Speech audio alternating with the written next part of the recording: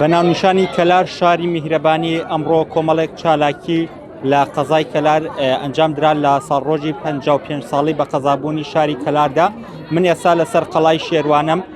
لە سەر قەڵای شێروانە کۆمەڵێک چالاکی کللتوری ئەنجام دراوە، لێرە دیوەخان دانراوە، کۆمەڵێکش لێرن بە بابەتی کللتوری بەشداریان لەم فیستیڤاڵەیە کردووە. منەمەوێ بڕۆمە لای ئەو کەسانە خۆیان. سڵاو لێبێ، ئێوە ئەمڕۆ بەشدارتان کردووە لەم چالاکیەدا، چییە کە نەمشانەداتانەوە؟ ئێمە قوتابخانەی خۆری ناحکومی هەستین بە زیندوکردنەوەی کللتوری کۆنی کوردی و کەلوپەلێنی باپیرانمان و 56مین ساڵیادی بە قەزابوونی کەلارە. 55مین ساڵاتی بە قەزابوونی کەلارە. تا چەند گرنگە ئەم کللتورە کۆنانە ئاوها زیندوو بکرێت بە جیلی نوێ بناسێن بێت؟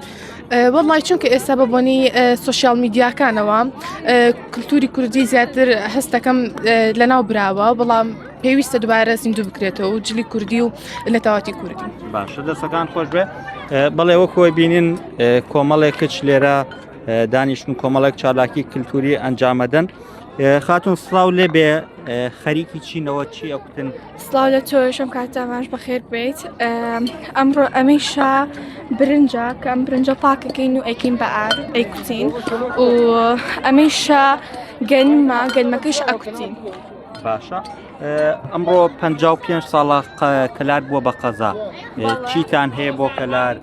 بەڵێ ئەم ڕۆژە زۆر خۆشە، چونکە دووەم فستیڤاڵی کللتوریە لە قوتابخانەی خۆری ناحکومیە و ئەمەیشە ئەمەوێ هەموو جارێ ئەم ڕۆژە ئەم ڕۆژە زۆر خۆشە بۆ قەزا. لە چ وشەیەکی کەلاریە، چ وشەیەکی کەلاری زۆر بەکارێنێت؟ خوا قەزا. واقەزا ئەم وشە لە ناو کەلاریەکانە زۆر بەکارێنێت؟ زۆر بەڵێ، ئەم وشە زۆر جوانە و وشەیەکی زۆر جوان و شیرینە. باشە، دەستەکان خۆش بێت. بەڵێ وەکەوەی بینن لێرە چەند چادرگەیەکی دیکە هەڵدراوە لە سەر قەڵای شێروانە، کۆمەڵێک چالاکی کللتوری بەڕێوە ئەچێت. ئەمڕۆ لە یادی 55 ساڵی بە قەزابوونی کەلاردا کۆمەڵێک چالاکی لە قەزاکە ئەنجام درا و ئێستاش ئەم چالاکی لە سەر قەڵای شێروانە کە چالاکیێکی کللتوریە لەسەر قەڵاکە بەڕێوە ئەچێت.